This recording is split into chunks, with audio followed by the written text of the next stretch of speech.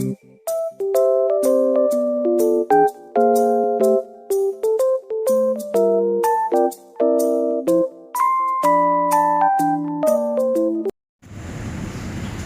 teman-teman, di sini saya akan menjelaskan apa sih itu RPPH.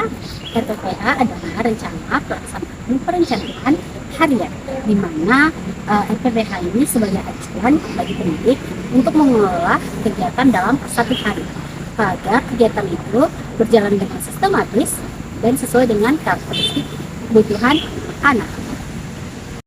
Selanjutnya ada komponen RPPH, yang dimana di dalamnya ada pertama, yaitu identitas program, yang kedua kompetensi dasar atau indikator, yang ketiga adalah tujuan kegiatan, yang keempat adalah materi dan bahan ajar, yang kelima yaitu alat dan bahan, yang keenam yaitu kegiatan peserta, yang ketujuh adalah kegiatan studi, yang kedelapan adalah kegiatan berikut, dan yang terakhir adalah rencana penilaian.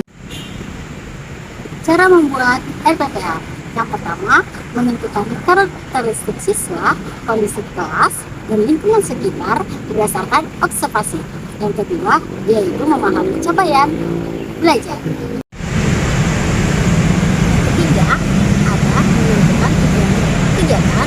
Yang keempat, ada menyusun alur kegiatan pembelajaran. Selanjutnya, yaitu yang kelima, yaitu merancang kegiatan. Yang keenam, melakukan kegiatan anak dan membuat ide bermain bagi anak. Dan yang terakhir yaitu melakukan perencanaan penilaian. Halo teman-teman, di sini saya akan menjelaskan pengertian program semester. Program semester berisi daftar tema dan alokasi waktu di setiap tema. Dosen pun melibatkan kalender pendidikan yang bersifat fleksibel. Kemudian ada komponen-komponen program semester. Yang pertama ada identitas, satuan pendidikan, mata pelajaran, kelas, dan semester. Yang kedua, standar kompetensi. Yang ketiga, kompetensi dasar. Yang keempat, materi pokok. Yang kelima, ada kegiatan pembelajaran. Yang keenam, ada indikator penilaian terdiri dari teknik, bentuk instrumen, contoh instrumen. Yang ketujuh ada alokasi waktu. Yang kedelapan sumber belajar dan karakter. Prinsip dan langkah membuat tema program semester. Yang pertama, menentukan daftar isi satu semester. Yang kedua, mengembangkan tema menjadi subtema atau sub-subtema. Yang ketiga, menentukan alokasi waktu setiap tema dan sub-subtema. Yang keempat, menetapkan KD di setiap tema. Yang kelima, penulisan KD dapat ditulis lengkap dan dapat ditulis kodenya saja. Yang keenam, KD dapat diulang-ulang di tiap tema atau sub-subtema yang berbeda.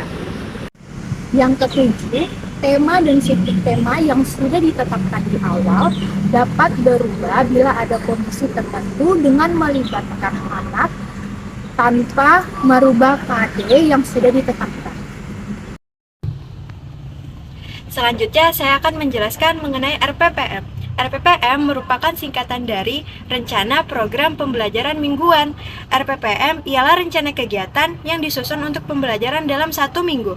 RPPM juga dapat berupa jaringan, tema, atau format-format lainnya yang dikembangkan untuk satuan PAUD, jaringan tema, atau proyek-proyek yang dikembangkan untuk kegiatan pembelajaran. Lalu selanjutnya, penyusunan rancangan pelaksanaan pembelajaran mingguan. Yang pertama, mengacu pada kompetensi dasar yang memuat sikap, pengetahuan, dan keterampilan untuk mewujudkan ketercapaian kompetensi inti. Lalu yang kedua, membuat cakupan materi yang sesuai dengan KD dan dalam cakupan tema. Yang ketiga, memilih kegiatan yang selaras dengan cakupan materi pembelajaran. Lalu yang keempat, mengembangkan kegiatan main yang berpusat pada anak. Yang kelima, menggunakan pembelajaran tematik. Dan yang keenam, mengembangkan daya berpikir pendekatan saintifik. Dan yang terakhir, berbasis budaya lokal dan memanfaatkan lingkungan alam sekitar untuk media anak. Selanjutnya, komponen-komponen dalam RPPM. Yang pertama, identitas program layanan. Yang kedua, kompetensi dasar yang dipilih. Lalu yang ketiga dan keempat, materi pembelajaran dan rencana kegiatan. Apa sih itu modul ajar? Modul ajar dan yang membuat rencana pelaksanaan pembelajaran untuk membantu mengarahkan proses pembelajaran mencapai capaian pembelajaran.